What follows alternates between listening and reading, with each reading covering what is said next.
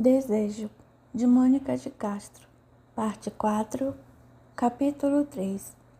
Os dias foram passando e eu comecei a me sentir melhor. Alfredo era um excelente professor, além de amigo sincero e desinteressado.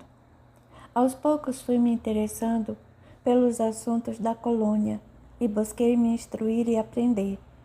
Passei a frequentar diversos cursos, assisti a palestras, parti em visita a outras colônias. Foi maravilhoso e bastante proveitoso. Não se poderia dizer, contudo, que eu estivesse feliz. Faltava-me algo e eu sabia bem o que era. Durante todo o tempo em que estivera ali, não me atrevera a perguntar por meu irmão, mas a verdade é que Daniel ainda era único em meus pensamentos. Certa noite, em que a saudade me apertava o peito profundamente, Alfredo me procurou, indo me encontrar sentada a um canto do jardim, apreciando as estrelas que iluminavam o céu. Oi? Cumprimentou ele. Tudo bem? Tudo. Respondi sem muita convicção. Sabe, Daniela, todos nós estamos notando o seu progresso aqui. Você se dedica a aprender, não se queixa, não vive a se lamentar. Até a ferida em seu coração já está melhorando e quase não sangra mais. Tem feito excelentes progressos. Eu sorri e retruquei meio acanhada. Obrigada, Alfredo. Estou me esforçando, no entanto, bem, a verdade é que sinto falta de meus entes queridos. Ele me lançou um olhar bondoso, segurou minha mão e falou com ternura. Você se refere a Daniel, não é mesmo? Eu corei e abaixei os olhos. Eu nunca havia tocado no nome de Daniel com ninguém e me surpreendi com a pergunta de Alfredo. Para mim, minha vida enquanto encarnada não era do conhecimento de ninguém e respondi embaraçada. Alfredo, eu não sabia que... Bem, Pensou que eu não conhecesse o seu passado, a sua história? Eu não respondi, limitando-me a sentir com a cabeça, e ele continuou. Na verdade, Daniela, sei de tudo o que se passou com você. Você sabe? Sei sim. Mas como? Porque nunca falou nada? Porque não tenho esse direito. Você nunca tocou no assunto e eu não quis invadir a sua privacidade. Cabe a você a escolha do melhor momento para se abrir. Eu não posso pressioná-la a me contar coisas que não me dizem respeito. Eu abaixei os olhos e comecei a chorar. Estava envergonhada de mim mesma e não tinha coragem de encará-lo. Alfredo, porém, levantou-me o queixo e prosseguiu, olhando fundo em meus olhos. Porque chora, criança? Não é preciso sentir medo ou vergonha. Sou seu amigo e estou aqui para ajudá-la. Oh, Alfredo, o que não deve estar pensando de mim? Deve julgar-me a mais reles das criaturas. Minha menina, quem sou eu para julgá-la, ou a quem quer que seja? Você é apenas mais um espírito em evolução, lutando para aprender e crescer com suas próprias experiências. Mas eu errei muito, é mesmo? E no que foi que errou? Eu me enchi de coragem e resolvi desabafar. Ora, no que? Para começar, tinha um romance ilícito e condenável com meu próprio irmão, cuja lembrança ainda hoje me domina. Por causa desse amor, causei a morte de minha mãe. Meu pai se tornou um homem amargo e detestável. E o que é pior, destruí a vida de Daniel e de sua noiva, matando e me matando logo em seguida. Sei que suicídio é pecado também. Como vê, não posso ser considerado um exemplo de virtude. E o que é a virtude para você? A virtude? Bem, a virtude são as nossas qualidades e eu, infelizmente, não tenho nenhuma. Não acha que está sendo severa demais com você mesma? Acho que não. Tenho consciência de meus erros e sei que deverei pagar por eles um dia. Minha querida, não fale assim. Você sabe que não devemos falar propriamente em erros, não? E como chama as besteiras que fiz? Digamos que você ainda não compreendeu algumas coisas e, por isso, não conseguiu agir de uma forma benéfica e saudável. Dá no mesmo. Não dá, não. Conforme lhe dizia no outro dia, quando encaramos nossas atitudes como erros, tendemos a nos sentir culpados, e a culpa é grande responsável pelos nossos fracassos. Por causa dela, deixamos de lado as nossas ações e permanecemos inertes, Por que não nos sentimos merecedores de coisas boas, ou ao contrário, porque julgamos só merecer coisas ruins? Suas palavras são muito bonitas, mas continuo achando que querem dizer a mesma coisa. Se eu ainda não compreendi algo, e por isso agi de forma que não é benéfica nem saudável, na verdade cometi um erro. É a mesma coisa. A única diferença está no modo como emprega as palavras, que você usa de uma forma a suavizar e diminuir o peso que elas realmente têm. Que seja, as palavras servem apenas de instrumento para a nossa comunicação, mas devemos prestar mais atenção à intenção com que foram proferidas do que o seu real significado. Não entendi. Muitas vezes as palavras não expressam aquilo que realmente queremos dizer. O erro, por exemplo, é uma palavra que traz a ideia de algo que foi cometido em desacordo com as normas e convenções, sejam elas sociais, morais ou espirituais. No entanto, procure entender o erro, não com esse peso de imperfeição, de defeito, mas como ignorância ou mero engano quanto à interpretação daquilo que nos foi ensinado. Erramos porque não compreendemos ou porque compreendemos mal. Quando uma criança erra no seu dever de casa, ela não é punida nem castigada, e esse erro serve para que a professora ensine novamente e ela faz novo dever. Pode errar ou não, e a professora irá ensiná-la tantas vezes quantas forem necessárias, até que ela compreenda a lição e não erre mais. Entenda, Daniela, nós só erramos naquilo que ainda não aprendemos. Você quer dizer que meus erros só foram cometidos porque eu não sabia o que estava fazendo? Mais ou menos. Engano seu, Alfredo. Eu sabia bem o que fazia, sabia que era errado e ainda assim não pude deixar de fazer. Nesse caso, você só compreendeu com o raciocínio, mas não estava ainda madura para compreender com o coração. Não basta simplesmente aceitar a lição que nos é imposta. É preciso que compreendamos de verdade, e a compreensão é fruto do amor, porque vem de dentro de nossa alma, de algo em que acreditamos como verdade, porque nos ilumina internamente e nos aquieta e aquece o coração. É como o aluno que decora a lição porque não conseguiu raciocinar e compreender. Ele simplesmente aceitou o que foi lhe imposto, mas não conseguiu alcançar o seu real significado. Pode-se dizer que aprendeu? É claro que não, porque ainda não conseguiu interiorizar aquele sentimento e aceitá-lo com naturalidade. Foi o que aconteceu com você. Você só conseguiu decorar que incesto é pecado e que você e Daniel não deveriam se relacionar, mas não entendeu por quê. Mas o incesto não é mesmo pecado? Não foi errado o que fizemos? Você continua ainda presa ao conceito vulgar de certo e errado. O pecado é criação humana, não de Deus. Quando duas pessoas nascem ligadas por laços de sangue, vários motivos podem existir. Falando no seu caso específico, você e Daniel optaram por nascer irmãos para aprenderem a desenvolver um amor mais sereno, mais puro e menos pernicioso para vocês e para os seus semelhantes. Como assim?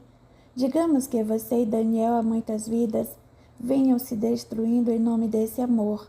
Isso não é benefício nem para você nem para ele, nem para aqueles que de alguma forma estão relacionados a vocês. Quer dizer que sou responsável ainda pela queda de outras pessoas? Eu não disse isso. Pelo amor de Deus, Daniela, nem pense numa coisa dessas. Nós só somos responsáveis pelos nossos atos. Mas se você acabou de dizer que eu destruí pessoas ligadas a mim, não foi isso que eu disse. Disse que você e Daniel desenvolveram um tipo de sentimento que não foi benéfico para ninguém. Se vocês prejudicaram alguém, isso só aconteceu porque esse alguém se deixou prejudicar, porque estava de alguma forma em sintonia com vocês. Quando o homem mata outro homem, é claro que o que foi morto conscientemente não consentiu naquilo, mas pode ser que internamente tenha pedido aquele fim para resgatar, digamos assim, algo que fez e com o qual não pôde mais conviver. Então julgou que a melhor forma para ele aprender fosse morrendo assassinado. Quer dizer que o assassino agiu corretamente? Ele foi um instrumento, o que não significa que não seja responsável, ele também pelo seu próprio ato. Só serve de instrumento quem sintoniza com o gesto, pois que ninguém pode ser compelido a agir em desacordo com suas convicções ou sua consciência. Assim, quem matou já traz em si a semente do crime, e nada mais fez do que extravasar uma tendência que já possuía, seja por desafeto, seja por vingança, seja por ambição. Mas nada impediria também que o assassino houvesse, de alguma forma, evoluído naquele sentido e não quisesse mais assumir aquele tipo de responsabilidade. Nesse caso, o homicídio não existiria, e poder-se dizer que o criminoso teria dado um grande passo em sua escalada evolutiva. Não se esqueça de que o homem possui o livre-arbítrio, e é por isso mesmo livre para agir de acordo com sua consciência ou desejo. Alfredo, só você tem esse dom de me fazer sentir menos culpada. Não se culpe por nada, Daniela, já lhe disse. Tenha consciência, não culpa. Entendo o que lhe aconteceu e procure transformar o seu sofrimento em fonte de aprendizado, mas sem culpas. É tão difícil, Alfredo. Eu sei. Não estou dizendo que é fácil. Todos nós vivemos carregados de culpas. E é por isso que ainda estamos aqui, lutando para crescer e nos libertar. O importante, Daniela, é tentar. Se você tenta, se você se esforça, está caminhando para frente, para a sua própria evolução. O que não podemos é simplesmente cruzar os braços e deixar acontecer, como se tudo fosse inevitável. Tudo pode ser evitado e modificado, basta querermos. Mas o que geralmente acontece é que ainda não acreditamos que podemos fazer diferente e modificar o nosso destino, mas podemos. Se eu escolhi passar por uma situação difícil, que me trará muitos ensinamentos, isso não quer dizer que eu tenha necessariamente que passar por ela. Eu posso muito bem, em determinado ponto de minha vida, acreditar que não preciso mais daquela dificuldade, porque acredito também que posso aprender de outra forma, e assim modifico meu destino. Só que na maioria das vezes, nós não conseguimos alcançar essa crença e acabamos mesmo por passar por tudo aquilo que programamos, e o que poderia ter sido evitado acaba por se tornar inevitável. Como se isso fosse fácil. Não, não é. E muito poucas pessoas conseguem realizar isso. Por isso é que há tanto sofrimento no mundo. Mas não se preocupe. Seja como for, o homem está aprendendo. E hoje com certeza sabe mais do que há 500 anos. Da mesma forma, nós, espíritos desencarnados, hoje sabemos muito mais do que ontem. E vamos ajudando no progresso do mundo espiritual também. Como assim? Tomemos o seu exemplo. Há 500 anos, um espírito suicida costumava passar séculos no umbral, até que se desse conta de seu estado, de seus atos e se arrependesse, desejasse se modificar e pedisse a ajuda de Deus. Isso porque era ainda muito primitivo, tinha aprendido pouco, tinha tido poucas experiências. Hoje um suicida pode ficar muito menos tempo no umbral. Tudo vai depender do quanto esse espírito já tenha compreendido e aceitado, e muito mais rapidamente vai tomar consciência da impropriedade de seu ato. E sabe por quê? Porque talvez já tenha passado por aquilo antes, e aquele aprendizado esteja guardado dentro dele mesmo. Assim, ele vai acionar aquele ensinamento, vai recordá-lo e vai se conscientizar muito mais depressa. Então, por que passar 300 anos no umbral se ele já compreendeu? Foi o que aconteceu comigo? Sim, você ficou lá um pouco mais de 20 anos e isso foi suficiente. Ao contrário do que você pensa, Daniela, você é um espírito que já alcançou um grau de compreensão, embora tenha ainda muitas coisas para aprender, dentre as quais sua relação com Daniel. Eu comecei a chorar de mansinho e abracei Alfredo. Ele era maravilhoso e eu estava muito grata a ele por tudo. Cheia de emoção, sem conseguir soltar-me de seu pescoço, falei com a voz embargada. Obrigada, meu amigo, muito obrigada. Não sabe o bem que está me fazendo. Está feliz? Eu assenti. Então deixe dar-lhe uma boa notícia, que creio muito irá alegrá-la. Eu me afastei dele e perguntei espantada. Notícia do que se trata? Sua mãe em breve virá visitá-la. Minha mãe, mas como? Oh, meu Deus, não posso vê-la. Por que não? Não sente saudades dela, não a ama? É claro que sim, mas não posso me esquecer de que sou culpada pela sua morte. Você não compreendeu nada do que conversamos. Não é isso, é que, Daniela, não se culpe pelo desencarne de sua mãe. Aquilo já estava programado. Além disso, se nem ela é culpada, por que você deve se sentir culpada? Ela ama muito e está louca de vontade de vê-la. Verdade? Não está chateada comigo? Mas o que é isso? Sua mãe é o espírito amigo e sempre se preocupou com você e seu irmão. Mesmo depois que desencarnou, continua a velar por vocês e muito contribuiu para o seu resgate das trevas. É mesmo, eu não sabia.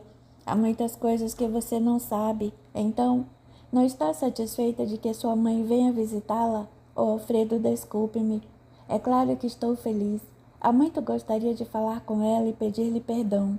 Perdoar ao próximo e a si mesmo é uma grande virtude. Então aproveite a oportunidade. Se pedir-lhe perdão irá acalmar o seu coração, faça isso. Depois daquela conversa, voltei para o meu quarto. Estranhamente, sentia-me mais feliz, mais segura, menos criminosa. Pensei em minha mãe e comecei a chorar de saudade. Há quanto tempo não havia nem ouvia falar dela. Seria muito bom reencontrá-la. E eu intimamente voltei meus pensamentos a Deus e agradeci. Capítulo 4. Uma semana depois eu estava em meu quarto, me preparando para receber a visita de minha mãe, quando Alfredo bateu a porta e entrou. Olá, cumprimentou sorridente. E então, animada para o encontro com sua mãe, estou super ansiosa. Virei-me para o espelho e perguntei, será que estou bem? Você está linda. Ora, mas que bobagem a minha. Até parece que isso é importante aqui. Nem sei porque tem esse espelho no meu quarto. Cultivar a beleza, Daniela, traz refinamento ao espírito e leveza ao coração. Foi por isso que colocamos esse espelho em seu quarto, para que você possa se sentir bela, porque você traz em si o gosto pela beleza. Puxa, eu não sabia. Pensei que ser bonito ou feio não fosse importante para os espíritos. Você está confundindo as coisas. Quando falo em beleza, refiro-me ao cuidado pessoal, ao aspecto de limpeza, de serenidade, a luz que irradia de um rosto bondoso e alegre. É o viço, Daniela, que enche de cor e de luz qualquer semblante feliz e em paz consigo mesmo. O que é feio é a maldade, a sujeira, o desleixo, o mau humor. Coisas que transformam até a mais linda face no espelho de feiura. Cultivar a beleza é muito saudável e positivo, desde que se tenha cuidado para que isso não se transforme em motivo de fútil ostentação. Bem, agora chega, já está pronta? Estou. Podemos ir então? Minha mãe já chegou. Onde está? Ela aguarda no jardim. Em silêncio, saímos do alojamento e seguimos em direção ao jardim. Estava um dia ensolarado e fresco, e avistei minha mãe sentada à beira de uma fonte, mexendo na água com as mãos. Alfredo me indicou o caminho e se foi. Não queria nos atrapalhar. Mamãe, chamei emocionada. Ela se virou para mim com um sorriso, e foi então que pude entender a concepção de beleza de que Alfredo há pouco me falara. Minha mãe estava realmente muito bonita. As faces coradas, pele lisa e suave, cabelos grisalhos e lustrosos, era a imagem da felicidade. Ao me ver, ela estendeu os braços para mim, e eu me aninhei neles como um passarinho sob as asas da mãe. Comecei a chorar, meu corpo todo tremendo de emoção. Minha mãe deixou que eu ficasse ali presa em seu abraço, acariciando meus cabelos com ternura e compreensão. Eu senti tanto amor naquele gesto que, de repente, foi como se nada mais no mundo importasse de verdade, apenas o amor que ela tinha para me dar. Depois de muito tempo, não sei nem quanto tempo ficamos assim, ela me afastou, segurou meu rosto entre as mãos e pousou em minha face um beijo carinhoso e prolongado. Olhando-me em seguida nos olhos, bem profundamente falou: Daniela, minha filha, como estou feliz em poder encontrá-la. Mãe, eu nem sei o que dizer. Há tantas coisas que gostaria de falar que nem sei por onde começar. Vamos nos sentar ali naquela sombra e poderemos conversar com mais tranquilidade. Ela segurou minha mão e foi me conduzindo para um banco, debaixo de uma árvore florida, bem em frente à fonte. Logo que nos sentamos, eu deitei a cabeça em seu colo e desabafei. Perdoe-me, mãe, perdoe-me, eu não queria. Psiu, minha criança, não chore. Você não me fez nada, não há o que perdoar. Ah, sim, eu matei você com meu egoísmo. Minha paixão segue enlouquecida. Mas eu não queria, juro que foi sem querer. Você não sabe o quanto sofri em silêncio após sua morte, sentindo-me culpada. Mas foi um acidente, eu juro. Naquele dia eu estava desesperada e tinha medo do que papai pudesse fazer conosco, se você lhe contasse o que vira. Eu só tentei impedi-la, mas você não quis ficar. Queria ir chamar papai. Eu me apavorei. Segurei sua camisola e você caiu. Eu não a empurrei, mamãe, você caiu. Por favor, acredite em mim. Não foi de propósito, eu não queria. Eu amava. Eu soluçava quase em desespero. Ainda amo. Jamais faria algo para machucá-la. Sei que a magoei com minha atitude, mas não foi por querer. Eu só queria ficar ao lado de Daniel. Era só o que me importava. Sei que você tentou me ajudar, mas eu não queria sua ajuda. Não daquele jeito. Por isso não podia deixar que você falasse com papai novamente.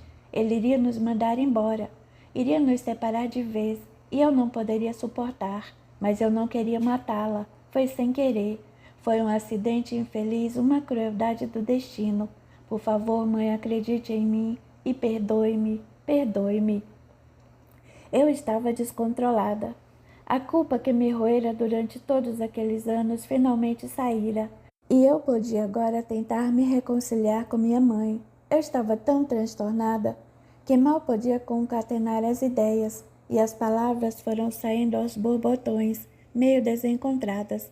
Eu chorava feito uma criança, agarrada ao colo de minha mãe, manchando suas roupas com minhas lágrimas sentidas. Ela ficou acariciando meus cabelos e beijando minha cabeça, sem dizer nada até que eu me acalmasse. Minha mãe compreendia o que se passava comigo e deixou que eu colocasse tudo para fora, até quase me esvaziar. Só assim estaria preparada para conversar com ela. Mas eu precisava daquele desabafo.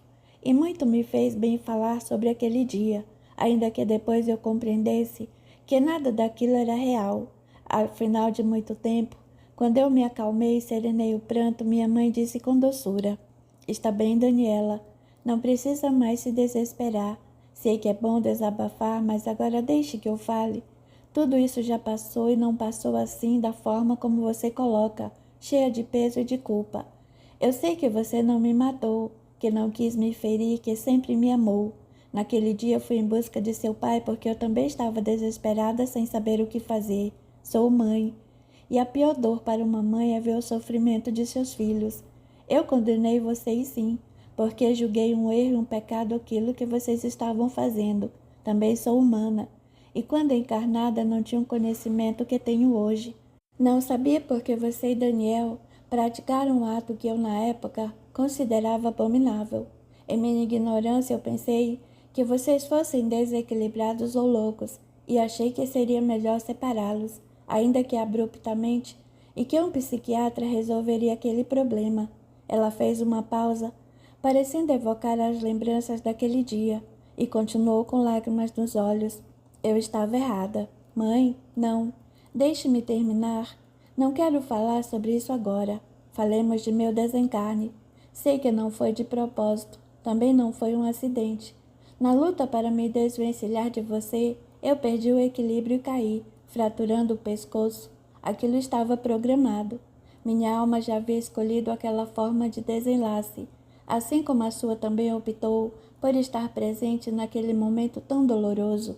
Não foi um acaso, foi uma combinação, digamos assim, uma opção que eu fiz para me perdoar de algo que fiz no passado.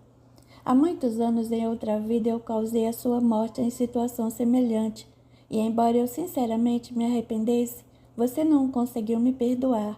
Daí porque nós duas escolhemos nos envolver naquele acidente. Para mim foi uma forma de postar por aquilo que infligi a você. Não que quisesse me castigar, mas pretendia com isso rever a minha atitude, quando por descuido empurrei você por um penhasco abaixo. Para você foi uma forma de reconhecer como é dolorosa a ausência de perdão, e você experimentou consigo mesma aquilo que em outra época não soube ou não pôde conceder. Você quis experimentar o que é se sentir culpada, para depois alcançar o perdão, e o perdão mais difícil de se obter é o da nossa própria consciência. Infelizmente você não entendeu esse processo, e a culpa corroeu por dentro, fazendo com que deixasse de lado a prática do perdão, que você deveria aplicar em si mesma. Eu estava surpresa.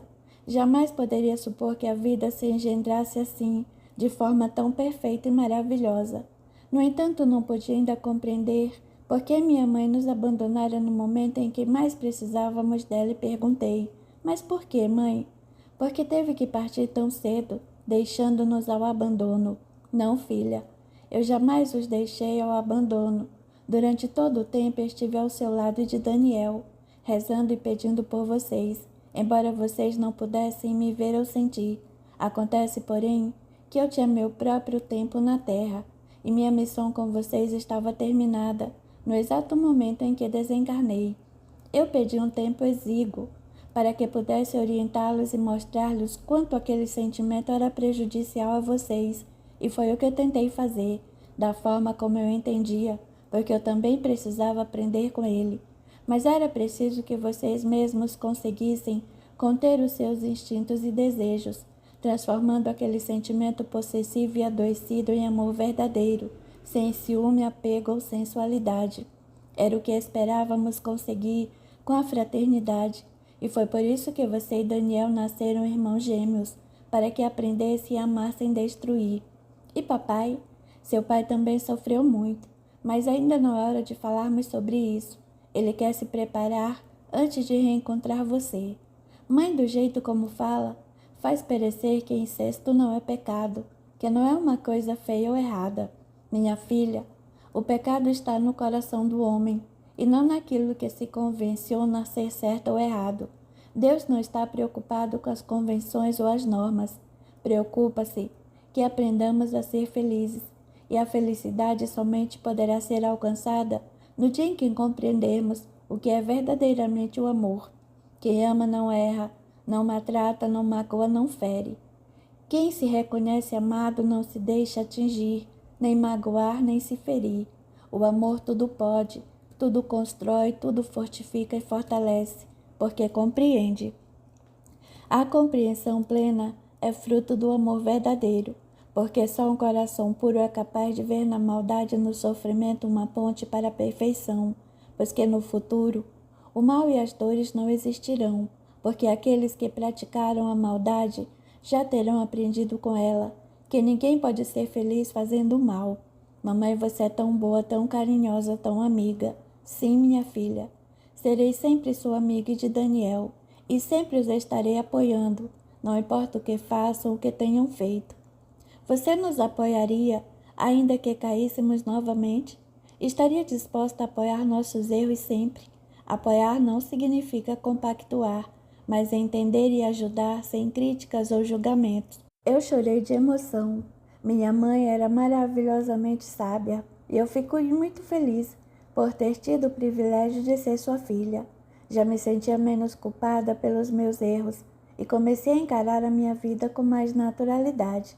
Dali para frente consegui enxergar, ao menos em parte, que tudo acontecera conforme o nosso preparo moral, porque era necessário para o nosso aprendizado e crescimento. Não que achasse certo o que fizemos, não era isso. Sabia que não era apropriado e tudo faria para me corrigir, mas conseguira tirar o peso da culpa de meus ombros e passei a me olhar a mim e a Daniel como crianças rebeldes que optaram por gazetear ao invés de estudar a lição.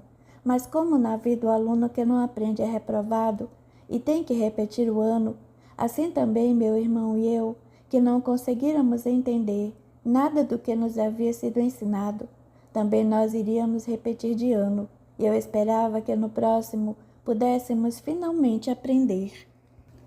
Capítulo 5. Desde meu encontro com minha mãe, senti que a minha vida começara a mudar, e agora já estava um pouco mais calma e a culpa aos poucos foi diminuindo. Mas eu ainda possuía muitas coisas para trabalhar, afinal o incesto, o homicídio e o suicídio não estavam ainda resolvidos, e eu também não conseguia dar conta dessas dores. A ferida em meu peito, por outro lado, já quase sarara. Às vezes, quando eu me emocionava muito, ela começava a sangrar, empapando as bandagens de algodão que Alfredo colocava sobre elas. Meu perispírito fora muito maltratado, não só pelo ferimento à bala, mas também pela vida dissoluta que levara. Eu sempre valorizara muito o sexo, tanto que não podia prescindir dele. Mesmo quando Daniel me abandonara, eu precisava desesperadamente de sexo, e não fora Marcelo, teria me entregado a qualquer um que me quisesse. Além disso, havia começado a beber e até que bebia bastante. Não eram raras as ocasiões em que me embebedava, e o meu fígado já começara a se ressentir dos abusos. Talvez pela raiva que sentia por perder Daniel, pensei se, como meu pai, não teria desenvolvido alguma espécie de câncer no fígado. Tudo isso contribuiu para a lesão que imprimira em meu perispírito. No entanto, minha vontade de mudar era tão grande que ele aos poucos foi se refazendo, e eu quase não sentia mais dor. Um dia eu estava no consultório de Alfredo para trocar as bandagens e começamos a conversar. E aí, Daniela, melhorou? Melhorei sim. O ferimento já está quase cicatrizado. Alfredo, será que vai desaparecer? Será que vou reencarnar com alguma sequela? Isso eu não posso afirmar. Vai depender de você, de quanto você mesma vai se melhorar. Sabe, Alfredo, hoje em dia eu me arrependo tanto de ter me suicidado. Que bom! Já é um grande passo para a sua transformação. Porque o suicídio é tão prejudicial a nós mesmos? Porque interrompe o processo de evolução, destruindo algo que tomamos por empréstimo, que é o nosso corpo físico. Quando você empresta algo a alguém, o mínimo que espera é que esse alguém tenha cuidado com o que lhe pertence e devolva inteiro. Assim a nossa matéria. Deus nos emprestou um corpo para que usássemos segundo as nossas necessidades, para que ele cumprisse a sua utilidade, que é a nossa própria evolução. Mas se nós não damos importância a isso, se destruímos o que está a nosso serviço, mas que não nos pertence, temos que prestar contas a quem nos emprestou. Hoje eu lamento muito esse ato impensado. As consequências estão sendo terríveis, mas jamais serão irreversíveis. Logo, logo, você estará livre de tudo isso. Assim espero. Quando saí dali, fui dar uma volta. Eu tinha muitas coisas para pensar e estava começando agora a me compreender. No entanto, havia algo que eu não entendia e que há muito me intrigava. Por que Daniel e eu estávamos tão ligados? Porque aquele sentimento que nos unia, quase como se fôssemos um só. Eu precisava saber. Só assim poderia de verdade transformar a minha vida e partir para um rumo melhor e mais bonito. No dia seguinte, decidida, fui procurar Alfredo novamente. Eu queria saber e pensava que ele poderia me esclarecer. Quando expus minhas dúvidas, ele me encarou serenamente e perguntou: quer recordar o passado? Se for a melhor forma de saber, sim. Está bem, Daniela, verei o que posso fazer. Vou pedir autorização para esse processo de rememoração e, se for concedida, eu mesmo irei procurá-la para iniciarmos os procedimentos. Eu saí agradecida. No entanto, quando Alfredo me procurou, disse que a autorização havia sido negada. Eu estava ainda muito crua no mundo dos espíritos, e lembrar do passado naquela altura do campeonato só serviria para me confundir ainda mais. Era preciso que eu esperasse, que aprendesse um pouco mais, que me preparasse emocional e psiquicamente para o que iria rememorar. Não posso dizer que não fiquei decepcionada. Fiquei muito. Eu esperava sair dali já com tudo na cabeça, mas não foi o que aconteceu e eu tive que me conformar.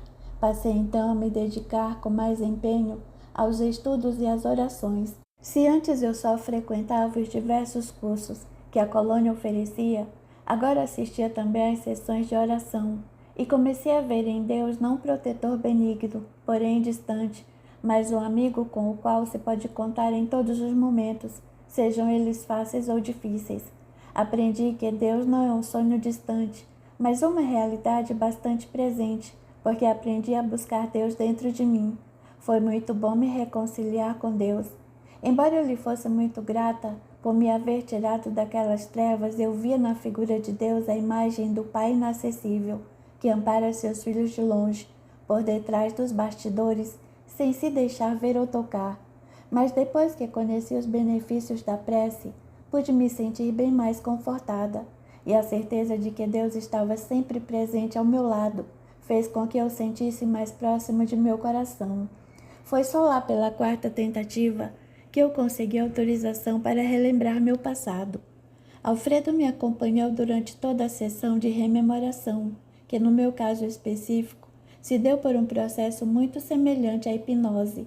Não vou tentar precisar quando tudo começou, porque as origens de meu amor por Daniel acabaram se perdendo em minhas próprias lembranças, de tão antigas que eram. Creio que desde os alvores do mundo já nos amávamos, porque tive uma vaga lembrança de uma vida no Egito ou na Etiópia, onde nós éramos rei e rainha, extremamente cruéis, e não hesitávamos em exterminar qualquer um que ousasse se interpor entre nós. Revi brevemente algumas encarnações bem remotas, tipo Grécia Antiga, Roma de Nero e até a Índia, e nós estávamos sempre juntos, matando, roubando e tripudiando para alcançar nossos objetivos. Em todas elas, nós nos uníamos para destruir, e sabemos que nossa união era poderosa, sempre a serviço do mal. Além disso, havíamos desenvolvido uma sensualidade exacerbada e desenfreada, e não raras eram as vezes em que matávamos para nos excitar. O cheiro de sangue funcionava como essência afrodisíaca, e nós costumávamos nos amar logo em seguida à execução de nossas vítimas. Hoje, revendo tudo isso, percebo o quanto nós éramos primitivos e o quanto também era primitivo nosso amor. Pude compreender porque estávamos tão ligados. Nós nos acostumáramos a nos encontrar sempre e parecia que havíamos conseguido a ligação perfeita. Éramos almas gêmeas. Esses encontros, que começaram há muitos séculos, foram se repetindo a cada nova encarnação, e nós sempre nos desvirtuávamos do caminho que primeiro havíamos escolhido, para nos entregarmos a todo tipo de loucuras e excessos. Não poderíamos, portanto, nos desligar assim tão de repente. Nós vivíamos praticamente em simbiose, tanto na carne quanto em espírito, e separar-nos era a tarefa das mais árduas e dolorosas. Era preciso que compreendêssemos a necessidade da separação, porque desperdiçáramos todas as chances que tivéramos para juntos conquistarmos a vitória. Estava claro que nossa união, da forma como estávamos acostumados, jamais seria proveitosa e acabaria sempre nos atirando no mesmo precipício da imperfeição. Lembro-me de uma vez, no princípio da Idade Média. Eu era então uma nobre inglesa, sempre às voltas com meus tesouros e minhas terras. Minha mãe fora mesmo minha mãe, e morrera quando eu ainda era muito criança. Fui criada por meu pai, hoje Marcelo, em meio aos mimos e caprichos, e crescer acostumada a ter tudo o que desejava. Casei-me com um barão extremamente influente e importante, não porque eu amasse, mas porque era rico e muito poderoso, apesar de bem mais velho. Esse barão foi meu pai na vida atual. Daniel era um rapaz musculoso e atraente, capitão do exército pessoal de meu marido, ou meu pai, casado com Ana Célia. Dada a sua extraordinária beleza, eu logo me interessei por ele, e tudo fiz para atraí-lo até minha cama, mas ele sempre se esquivava de mim, temendo uma reação violenta de meu marido, até que um dia a sorte pareceu me sorrir, e ele foi aos meus aposentos, levando um recado que acabara de ser entregue nas portas do palácio. Meu marido, ausente numa caçada, informava que iria se demorar ainda um pouco mais, pois encontrara o rei de um feudo vizinho, muito amigo seu, que o convidara a passar uns dias em seu próprio castelo. Quando ele entrou, eu estava lendo os pergaminhos e larguei-os logo que eu vi. Depois que o recado foi dado, o capitão se dirigiu para a porta do quarto e eu, mais que depressa, me interpus em seu caminho. Ele ficou confuso e estacou, com medo de me ofender. Eu, mais que depressa, segurei sua mão e coloquei em meu seio, e ele não resistiu. Agarrou-me com furor, e nós nos amamos ali mesmo no chão, sem dizer uma palavra. Quando terminamos, ele me beijou e se foi, e daí em diante, sempre que meu marido saía, ele ia ao meu quarto e nós nos amávamos. Com o passar do tempo, nosso amor foi se intensificando, e meu marido e a esposa de Daniel acabaram por se tornar um empecilho à nossa felicidade. Decidimos nos livrar de ambos. Foi fácil com Ana Célia. Ela era uma moça pobre e sem títulos, e não haveria ninguém que se preocupasse com sua morte. Eu mesma dei a Daniel o veneno com que iria matá-la, e ele deitou a poção em seu cálice de vinho sem que ela percebesse. Minutos depois, o veneno fizera efeito, e ela caíra fulminada, e a morte foi tida como natural, provavelmente por problemas do coração. Já meu marido seria mais difícil. Ele era poderoso e vivia cercado de guardas. Fui procurar meu pai. Ele gostava de mim e era muito ambicioso. Sem pudor ou constrangimentos, contei-lhe de minha paixão por Daniel, pedindo-lhe conselhos sobre a melhor forma de me livrar de meu marido. Meu pai, a princípio, ficou preocupado, até que ele gostaria de poder usufruir da fortuna de meu marido, desperdiçando-a em bebidas e mulheres, como era de seu prazer, mas tinha medo das consequências que a morte de um homem tão poderoso podia gerar. Mas a ganância acabou falando mais alto. Invadido pela cobiça, ele concordou em me auxiliar, em troca de uma considerável soma em ouro. O trato foi feito e meu pai executou seu plano. Subornou o soldado de maior confiança de meu marido, oferecendo-lhe uma pequena fortuna, e ele o matou a punhaladas em sua barraca enquanto dormia após um longo e exaustivo dia de caçada. Como ninguém vira nada e o soldado escolhido era de inteira confiança, o crime acabou por passar impune e nós ficamos livres para viver o nosso amor. Meu pai recebeu seu dinheiro e Daniel passamos a viver juntos. Após o período próprio do luto, se levantaram muitas suspeitas. Nós mantínhamos um romance tão secreto que ninguém nunca chegara a desconfiar. Eliminados todos os obstáculos, passamos a viver com relativa tranquilidade, mas nossa sensualidade desenfreada fez com que vivêssemos entregues a um amor promíscuo, envolvendo outras pessoas em nossas relações, homens ou mulheres não importava. A única coisa que tinha importância era que queríamos sentir prazer e escolhíamos sempre mais uma ou duas pessoas para fazerem isso conosco, em geral adolescentes recém-saídos da puberdade. Apesar dessa vida dissoluta e criminosa, o fato é que atravessamos sem maiores dificuldades. Os crimes que cometemos jamais foram descobertos e nós morremos levando conosco nossos segredos de terror. Depois disso, lembro-me de outra época, ainda na Inglaterra. Eu era agora uma jovem aldeã, filha de um pobre pescador, que nada tinha de meu. Era bonita e os homens da região viviam a me assediar, embora meus pais tudo fizessem para me afastar de seus olhares lúbricos. Um dia interessei-me por um jovem forasteiro, que para ali viera juntamente com a família. Era casado e tinha 2 filhos, o que a princípio parecia um empecilho aos meus planos de conquista. No entanto, o jovem também se interessou por mim, e em pouco tempo tornamo-nos amantes. Sua esposa, de constituição frágil, adoecera subitamente, e nós víramos ali a chance que queríamos para viver plenamente nossa paixão. Não precisamos matá-la. Bastou que deixássemos a natureza agir, e em pouco tempo ela havia padecido vítima da febre. É claro que o forasteiro era Daniel, e sua esposa novamente era Ana Célia. Aquilo para nós foi motivo de imensa alegria. Contudo, havia ainda meus pais, que não consentiram no meu consórcio com o rapaz. Meus pais dessa vez foram outros, que não têm ligação com o resto da minha história. Meu pai mesmo se encontrava ainda no umbral, e minha mãe permanecera na vida espiritual, na esperança de poder resgatá-lo. Bem, eles haviam recebido a proposta de um fidalgo idoso e viúvo cansado da solidão. O homem era muito rico, e meus pais viram nele um excelente negócio. Eu fiquei horrorizada e tentei protestar. Eu era linda e jovem, e não estava a fim de enterrar minha vida no castelo de nenhum velhote. Contei-lhe de minha paixão por Daniel, mas eles nem me ligaram importância. Disseram que aquele amor era impossível e que tudo já estava arranjado. O casamento se realizaria dali 1 mês e eu me mudaria para o castelo. Não tinha com que me preocupar. O homem era abastado e generoso e me daria uma vida de rainha.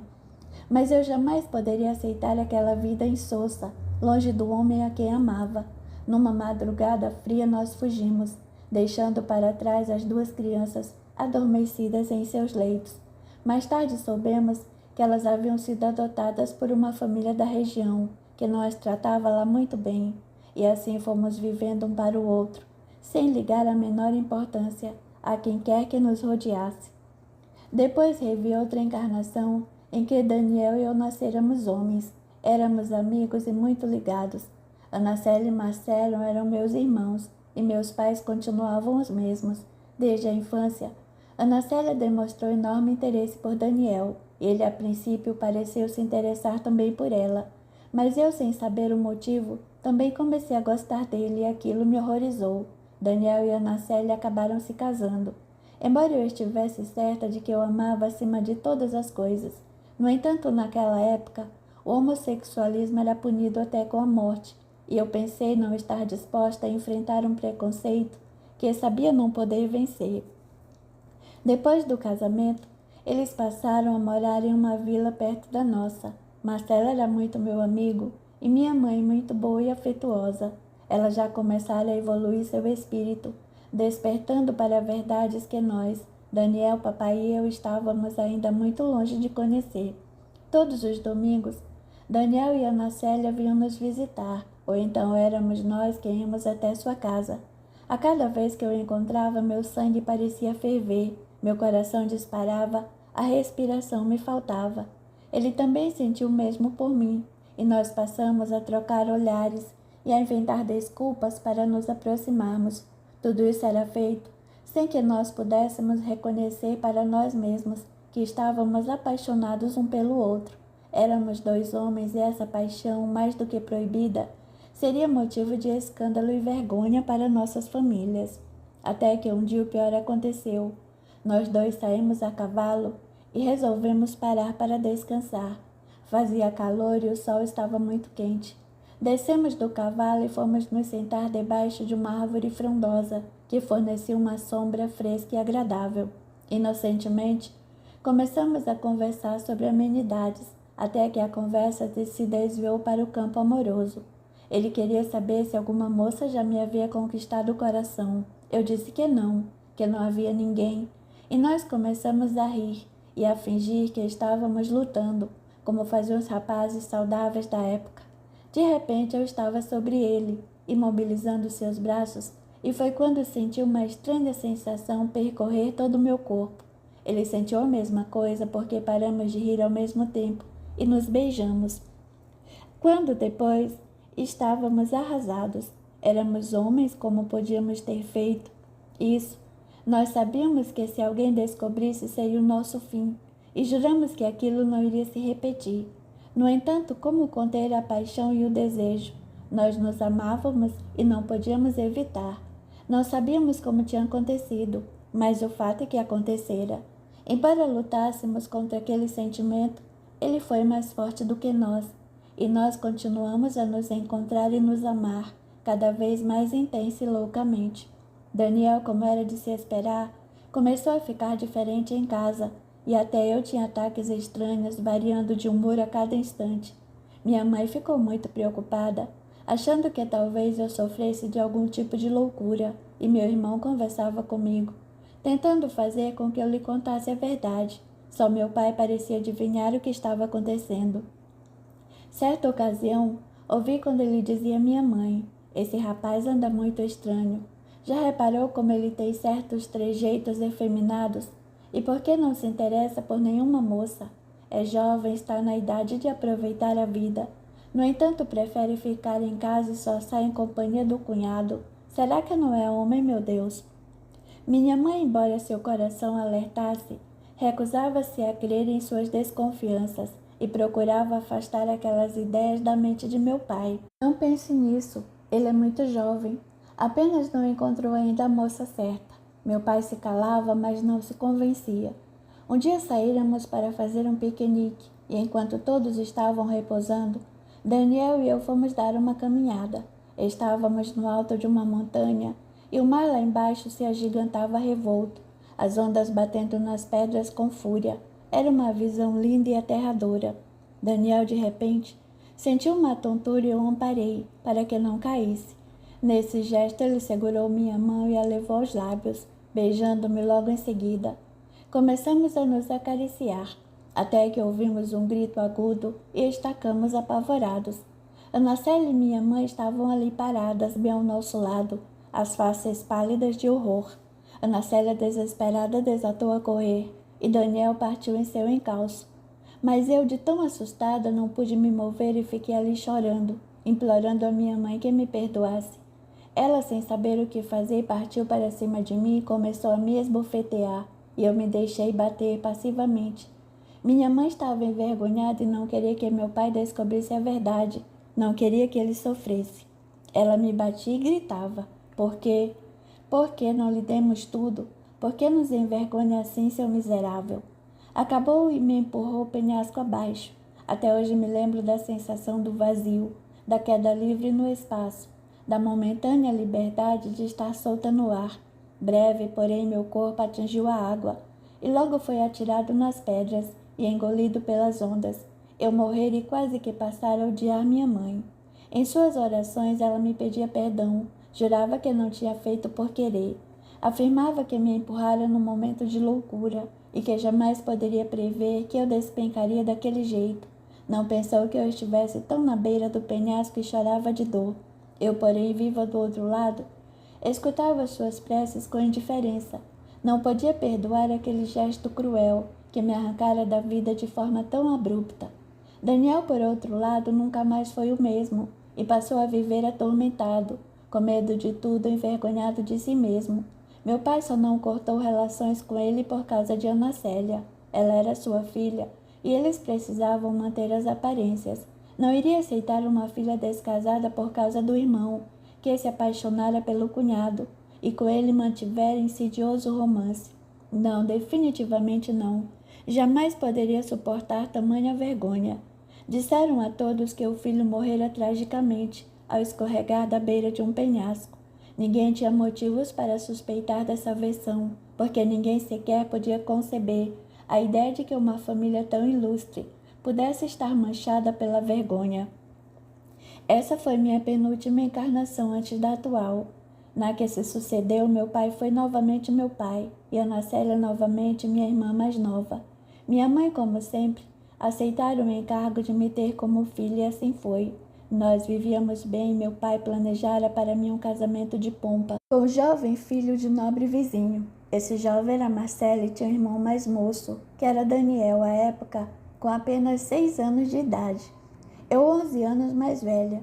Casei-me com Marcelo e fui morar em sua casa, junto com seus pais e seu irmão. Quando Daniel alcançou a idade de 14 anos, comecei a me sentir atraída por ele e ele por mim. A paixão novamente rompeu em nós e tornamo-nos amantes. Eu contava então 25 anos e Daniel não era mais que um menino. Ele e Ana Célia eram praticamente da mesma idade e logo começaram a namorar, o que me deixou louca de ciúmes. Ele, porém, me tranquilizava, dizendo que seu amor era por mim e que só aceitara namorar Ana Célia para não despertar suspeitas. Eu fui me acalmando e acabei aceitando, confiante no seu amor. Um dia, porém, recebemos a notícia de que Ana Célia estava grávida. Foi um choque para todos nós, especialmente para papai, de uma rigidez inigualável. Daniel foi chamado e acabou por confessar a verdade. Tinha no momento de insensatez arrebatado a honra da menina, mas se comprometia a reparar o erro, casando-se com ela. A princípio foi uma confusão danada. Meu pai esbravejou, queria matar e expulsar a filha de casa, mas depois, quando o pai de Daniel foi conversar com ele, papai acabou aceitando a situação e marcaram o casamento para breve. Eu fiquei desesperada. Aquilo não podia estar acontecendo. Fui procurar Daniel para tomar satisfações e ele me dissera que eu, com meus 30 e poucos anos, já estava ficando velha e que ele precisava de uma esposa jovem para manter as aparências. Fiquei furiosa e resolvi que não permitiria. Decidida, parti para a casa de meus pais e fui encontrar Ana Célia sentada no jardim, bordando uma colcha para o seu enxoval. Sem fazer rodeios, sentei-me ao seu lado e contei-lhe tudo. Disse-lhe que eu amava e que ele me enganara jurando-me amor. Mentira, dizendo que meu marido não ligava para mim e que por isso cedera às insistências de Daniel. Minha irmã ficou indignada. Como ele pudera fazer aquilo? Ele fora um covarde, um cafajeste, era verdade, mas o que poderia fazer? Ela estava grávida e seria uma verdadeira desonra se não se casasse. Sentia muito por mim, mas o melhor seria que nós nos separássemos de vez. Eu já era uma senhora e ela era ainda uma mocinha que só agora iniciava a viver. Talvez se eu tivesse filhos, tivesse com que me ocupar e não pensasse mais em Daniel. Depois disso, levantou-se e se foi. Eu fiquei furiosa. Além de não conseguir separá-los, ainda fora humilhada. E o que era pior, revelara meu segredo a alguém que não me parecia digna de confiança. Saí dali apressada e voltei para casa sem saber o que fazer. Durante os dias seguintes, não pude falar com Daniel. Ele me evitava. E quando eu ia ao seu quarto, não me atendia fingindo dormir. Casaram-se cerca de um mês depois e Daniel mudou-se para a casa de meus pais, onde Ana Célia estaria mais bem assistida na hora do parto. Mas Daniel não podia prescindir de meu corpo, acostumado que fora ao amor livre sem preconceitos. Pouco tempo depois, quando a barriga volumosa de Ana Célia começou a dificultar o ato sexual, ele voltou a me procurar e eu me esmerei para agradá-lo, praticando o amor cada vez mais agressivo e selvagem. Ele estava encantado comigo, ou melhor, fascinado pela minha arte de amar. Eu sabia realmente dar prazer a um homem e direcionava toda a minha técnica para satisfazer o único homem que amara em toda a minha vida. Em casa, Ana Célia começou a desconfiar do que estava acontecendo. Ele estava estranho, distante, frio, e ela adivinhou que ele, não podendo mais possuí-la, voltara a me procurar. Certa noite, papai nos convidou a mim e a Marcelo para jantarmos em sua casa. Sem desconfiarmos de nada, partimos, eu feliz da vida por poder rever Daniel. Notei que Ana Célia estava acabrunhada, quase não falou comigo e que papai estava um pouco exasperado. Minha mãe, sempre alegre, parecia alheia a tudo o que estava se passando e Daniel agia como se nada estivesse acontecendo. Após o jantar, meu pai nos levou para a biblioteca. Inesperadamente, começou a tirar-me na face diversas acusações. Sou ordinária, vagabunda. Então atreve-se a se deitar com o marido de sua irmã. Um rapazinho não tem vergonha e o seu marido não respeita. Eu fiquei horrorizada e pensei em fugir dali, mas papai me segurou com força e começou a me bater com violência. Eu tombei no chão e mamãe correu a me acudir, gritando para que papai parasse, mas ele não parava. Parecia haver perdido a razão e partiu para cima de mim novamente. Marcela, em sua indignação, não fazia nada para me ajudar e eu pensei que fosse morrer, até que Daniel resolveu interferir, pedindo ao papai que me soltasse. Ele estava enlouquecido e sacou de uma pistola, apontando-a para Daniel. Mas Daniel, jovem ainda, facilmente o desarmou e acabou atirando nele, matando-o a sangue frio. Foi um alvoroço. Daniel foi preso e condenado à morte. Após a execução, não pude resistir e me matei também. Eu estava desesperada, não podia viver sem ele. Como da última vez, pensei em encontrá-lo no além, mas não o vi e fiquei perdida, vagando em meio às trevas, sempre em contato com espíritos maus e odiosos. Fiquei assim durante muitos anos, até que tomei consciência de meu ato. Me arrependi e pedi uma nova oportunidade. Infelizmente, porém, por mais que tentasse, a paixão por Daniel fora mais forte e eu novamente sucumbira, vítima de minhas próprias paixões. Capítulo 6. É engraçado como tudo se repete. Minha mãe, por diversas vezes, aceitou com generosidade a tarefa de me dar a vida, e por ela me guiar e sempre se mostrou disposta a aprender. De todos nós, era a que mais rápido evoluía, pois sempre procurava cumprir tudo aquilo a que se propunha quando na vida espiritual. Já com meu pai foi diferente. Ele sempre se demonstrou irascível e orgulhoso, e várias vezes competira conosco pelo poder, mas nunca pudera nos sobrepujar, pois sempre encarnava em situação inferior à nossa, e acabava preso em nossa teia, devorado por nosso temperamento implacável. Isso fizera com que ele, ao longo dos anos, fosse alimentando por nós um ódio cada vez mais crescente, até que reencarnou como nosso pai. Tencionava com isso ser responsável por nós, para aprender conosco o valor do respeito. Mas tudo saíra errado e ele, ao invés de evoluir o respeito, descambou por um autoritarismo que beirava a tirania e o despotismo. Ana Célia, por sua vez, jamais pudera me superar. Se meu pai competia comigo pelo poder, ela competia no amor. Sempre apaixonada por Daniel, acabava perdendo para mim. Mas como a alma feminina tende a ser mais sensível e maleável, era mais fácil alcançar seu coração, e ela acabava por aceitar as novas tentativas de poder viver com seu amado, desfrutando também de uma relação pacífica comigo. A princípio até que dava certo, mas depois, quando Daniel e eu passávamos a amantes, todo o rancor retornava, e Ana Célia, exemplo de meu pai, enchia-se de ódio de mim. Marcelo, assim como minha mãe, era uma alma em franca evolução. Errara e caíra, mas com que determinação se levantava.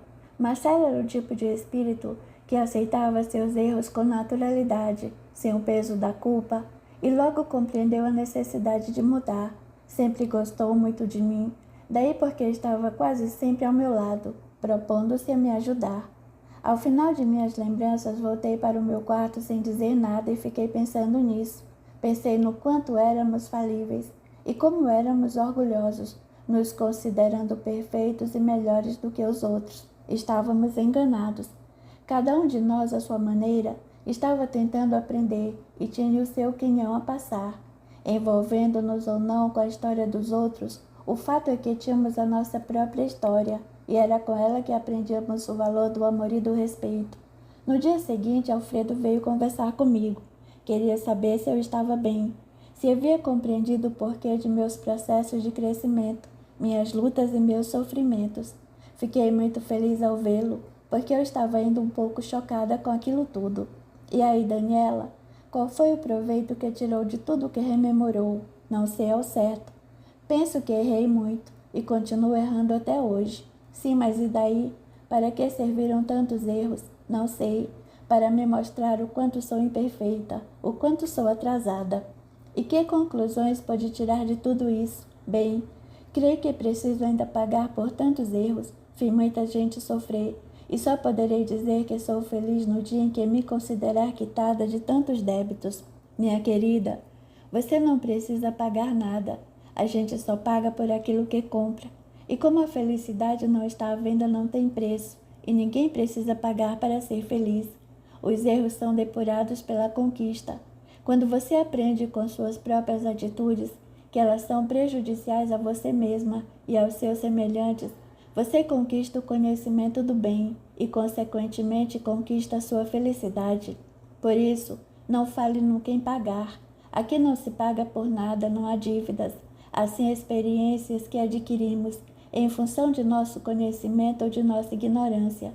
Mas isso não significa que tenhamos contraído débitos, que mais tarde tenhamos que saldar.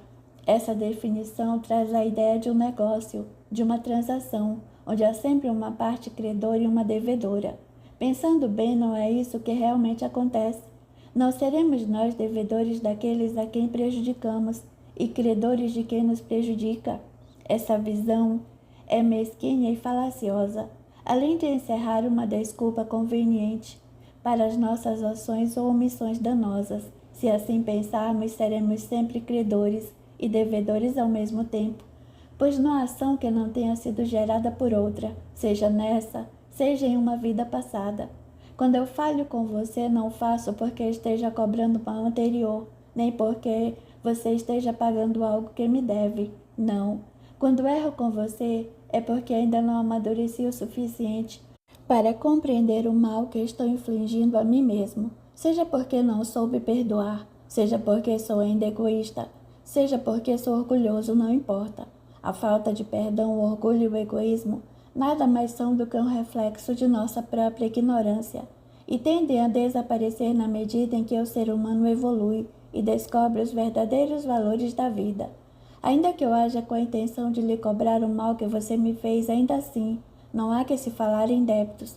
Se eu lhe cobro algo é porque ainda não aprendi a perdoar, assim como você paga porque ainda não aprendeu a perdoar-se a si mesma. Eu olhei para ele e abaixei os olhos em seguida. Estava envergonhada com minha burrice. Sinto muito, Alfredo, tem razão.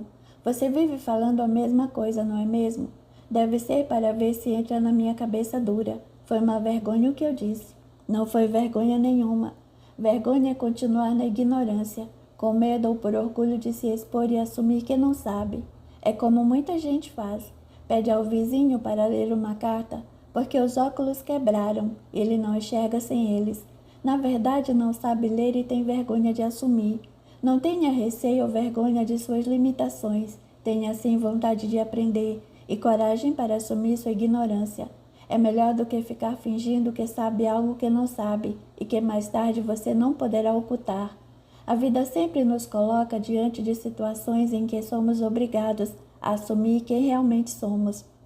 Alfredo se despediu e saiu, e eu fiquei pensando, ele estava certo.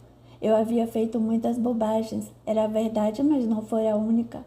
Estava apenas tentando ser feliz à minha maneira, só que não sabia ainda que a felicidade a gente conquista por nossos méritos, e não passando por cima da felicidade alheia. Por outro lado, ninguém se submete às maldades de outrem, se elas não deu causa, e seja de forma consciente ou não, consente em que o mal invada suas vidas. Agora eu começava mesmo a compreender a via de mão dupla em que nos encontrávamos todos, sem exceção. Somos os únicos responsáveis por nossos atos, e todo o mal ou bem que sofremos nada mais é do que o reflexo de nossas próprias atitudes. Se alguém me ofende, posso me sentir ofendido ou não, e essa é a minha parte, o meu pedaço. Mas quem me ofendeu também tem o seu quinhão, e terá que aprender um dia a respeitar seus semelhantes. Cada um terá que prestar contas de seus atos, independente da reação de seu irmão. Se a ofensa que me atiraram na face não me atingiu, ótimo para mim, porque reconheço que aquela ofensa não me pertence e não a recebo em meu coração. Mas quem a atirou, mais cedo ou mais tarde terá que reconhecer que não deve ofender seus semelhantes, porque não deve fazer aos outros aquilo que não gostaria que lhe fizessem.